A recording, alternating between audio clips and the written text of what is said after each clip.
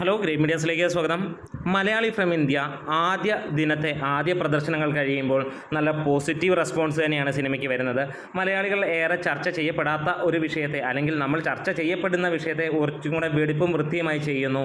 അതുപോലെ തന്നെ രണ്ട് രാജ്യങ്ങളിലുള്ള മനുഷ്യരുടെ സംസാര രീതികൾ, കഥകൾ, അത് കൂടുതൽ ഞാൻ പറയാത്തതെന്ന് പറഞ്ഞാൽ ഒരു സ്പോയിലർ ആവണ്ട എന്നുള്ളത് കൊണ്ട് തന്നെയാണ്.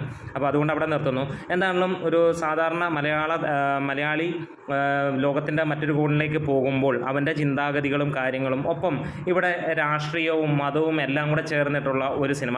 ഡിജോയുടെ സിനിമകൾ, അല്ലെങ്കിൽ ഡിജോയുടെ സിനിമകളുടെ പാറ്റേൺ നമുക്കറിയാം. അതിനെ ഒരു പിടിയും കൂടി മുന്നിൽ നിൽക്കുന്ന സിനിമ. ഇന്ന് സിനിമ നേരിടുന്നത് ശക്തമായ ഒരു ഡീഗ്രേഡിംഗ് ആണ്. ആദ്യ മണിക്കൂറുകൾ തുടങ്ങിക്കഴിഞ്ഞപ്പോൾ തന്നെ തീർച്ചയായും രാഷ്ട്രീയവും മതവും ചർച്ച ചെയ്യുമ്പോൾ സിനിമയ്ക്ക് വലിയ ഡീഗ്രേഡിംഗ് ഇവിടെ വരുന്നു എന്നുള്ളത് തന്നെയാണ്. ഒരു കാര്യം നമുക്ക് എടുത്തു പറയാം, സിനിമ ചെയ്തു വെച്ചിരിക്കുന്നത് മികച്ച രീതിയിലാണ്, അഭിനയം മികച്ച രീതിയിലാണ്, BGM, സ്കോർ എല്ലാം തന്നെ മികച്ചതാണ്. ചർച്ച ചെയ്യുന്ന വിഷയവും ഈ പറഞ്ഞ പോലെ പലരെയും പൊള്ളിക്കും എന്നുള്ളത് തന്നെയാണ്. അത് രാഷ്ട്രീയം അങ്ങനെ നടക്കുന്നത്. സിനിമയെ സംബന്ധിച്ചിടത്തോളം നമ്മളൊരു കണ്ടന്റ് നോക്കുമ്പോൾ അത് വലിയ നമുക്ക് നല്ലതാണ് എന്നൊരു തോന്നലാണ് എല്ലാ സിനിമ കാണാൻ ആഗ്രഹിക്കുന്നത്. അങ്ങനെ രാഷ്ട്രീയമല്ലാതെ അല്ലെങ്കിൽ മതം അല്ലാതെ പോകുന്നവർക്ക് കാണാൻ കഴിയുന്നത്. എന്താണെങ്കിലും കനത്ത ഡീഗ്രേഡിങ് തന്നെയാണ് സിനിമയ്ക്ക് ഉണ്ടാകുന്നത്. പ്രത്യേകിച്ച് ഇൻഡസ്ട്രിയിൽ നിന്നാണോ എവിടെ നിന്നാണോ എന്നുള്ളത് നമുക്ക് ഒരിക്കലും അറിയാൻ കഴിയില്ല. എന്താണേലും ഇന്ന് സോഷ്യൽ മീഡിയയിൽ ശക്തമായിട്ടുള്ള ഒരു ഡീഗ്രേഡിംഗ് തരംഗം ഈ സിനിമയ്ക്ക് കാണുന്നു. എന്തായാലും അത് അതിജീവിച്ച് തന്നെ സിനിമ മുന്നോട്ട് പോകുമെന്ന് പ്രതീക്ഷിക്കുന്നു. ടിക്കറ്റ് ബുക്കിങ്ങും കാര്യങ്ങളുമൊക്കെ നോക്കുമ്പോൾ ടിക്കറ്റ് ഇല്ല എന്നുള്ളതാണ്. എക്സ്ട്രാ ഷോസ്, അഡീഷണൽ ഷോസ് മസ്റ്റാണ്.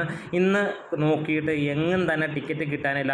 അതായത് ഒരു ഹാഫിൻ്റെ അല്ലെങ്കിൽ ഫ്രണ്ട് 2 റോയ്ക്ക് മുന്നിലേക്കുള്ള എന്നല്ല, ആദ്യത്തെ റോയിൽ പോലും ടിക്കറ്റ് കിട്ടാനില്ലാത്തൊരവസ്ഥയാണ് കൂടുതൽ സ്ഥലങ്ങളിലും കാണുന്നത്. നമുക്കൊരു മിഡിൽ സീറ്റുകളിലെങ്കിലും ടിക്കറ്റ് കിട്ടുമെങ്കിൽ ധൈര്യമായി പറയുക, നമ്മൾ ആ ടിക്കറ്റ് എടുക്കാൻ വേണ്ടിയിട്ട് കാത്തിരിക്കുന്നു എന്നുള്ളത് തന്നെയാണ്.